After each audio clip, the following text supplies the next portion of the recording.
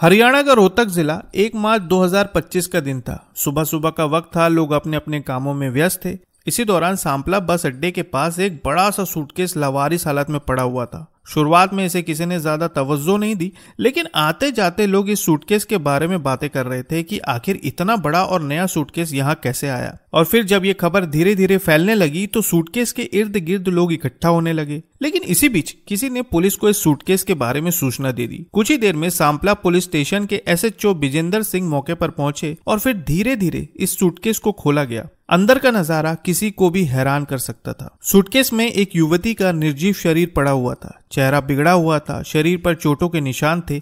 इसके बाद पुलिस ने तुरंत जांच शुरू की और पहचान करने में जुट गई कि आखिर महिला कौन है। जल्दी खुलासा हुआ कि ये कांग्रेस की युवा नेता हिमानी नरवाल थी। वही हिमानी जो राजनीति में तेजी से उभर रही थी। कांग्रेस पार्टी के बड़े बड़े नेताओं के साथ उनकी तस्वीरें सोशल मीडिया पर देखी जाती थी। पुलिस समझ गई कि मामला नॉर्मल नहीं है, बेहद गंभीर है, और फिर शव को पोस्टमार्टम के लिए रोहतक के PGIMS भेज दिया गया। वहीं दूसरी तरफ पुलिस जांच में जुट गई। ये पता लगाना था कि ये सब किसने और क्यों किया। इसके बाद रोहतक के SP नरेंद्र बिजारनिया ने विशेष जांच टीम गठित की। टीम ने नेशनल हाईवे नंबर 9 पर रोहतक से रोहट टोल प्लाजा तक 25 किलोमीटर के एरिया में संदिग्धों की तलाश में होटल और ढाबों के CCTV कैमरे खंगाले। हिमानी के घर से लेकर सांपला बस स्टैंड तक रास्ते में पड़ने वाले हर CCTV की जांच की और फिर एक फुटेज में ये दिखा, एक संदिग्ध व्यक्ति भारी सूटकेस को घसीटते हुए बस स्टैंड की ओर जाता हुआ दिख रहा था। हालांकि उसने मास्क पहन रखा था जिससे उसकी पहचान करना मुश्किल था, लेकिन उसकी चाल ढाल और हाव भाव पुलिस की नजरों से बच नहीं पाई। बस फिर क्या था, पुलिस को क्लू मिल चुका था और आरोपी का पीछा करते हुए पुलिस दिल्ली तक पहुंच गई। दिल्ली के मुंडका से एक संदिग्ध व्यक्ति को हिरासत में लिया गया जिसका नाम था सचिन उर्फ ढिल्लू,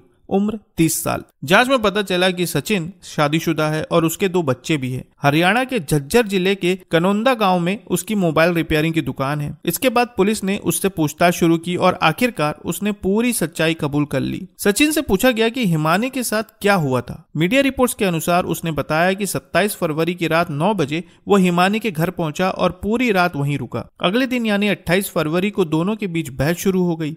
इस दौरान सचिन ने हिमानी को काबू कर लिया और फिर इस घटना को अंजाम दे दिया। इसके बाद सचिन ने हिमानी के शरीर को घर में रखे सूटकेस में पैक कर दिया। इस संघर्ष के दौरान सचिन के हाथों पर भी कुछ चोटें आई जिससे उसका खून रजाई पर लग गया। इस कारण उसने रजाई के कवर को भी सूटकेस में ही रख दिया। सचिन ने हिमानी की अंगूठियां, सोने की चैन, मोबाइल, लैपटॉप और अन्य सामान एक बैग में डाला और हिमानी की स्कूटी से अपनी दुकान पर चला गया। फिर वह रात करीब 10 बजे वापस आया और ऑटो में सूटकेस के साथ दिल्ली बाईपास रोहतक पहुंचा। वहां से वो बस में बैठकर सांपला गया और बस स्टैंड के पास झाड़ियों में सूटकेस छोड़कर भाग गया। लेकिन सवाल ये था कि आखिर उसने ऐसा क्यों किया। तो खबरों के मुताबिक सचिन का ये कहना है कि 1 साल पहले दोनों की दोस्ती फेसबुक पर हुई थी। धीरे धीरे बातें होने लगी, फिर दोनों मिलने जुलने लगे। इसके बाद दोनों के बीच करीबियां बढ़ गई। लेकिन फिर सचिन का ये कहना है कि हिमानी उसे किसी बात को लेकर दबाव में रख रही थी और पैसों की डिमांड कर रही थी, जिससे परेशान होकर उसने ये कदम उठाया। जांच में ये भी सामने आया कि हिमानी 27 फरवरी से लापता थी। खबरों के अनुसार उसकी मां सविता का कहना है कि 27 फरवरी को रोहतक की एक शादी में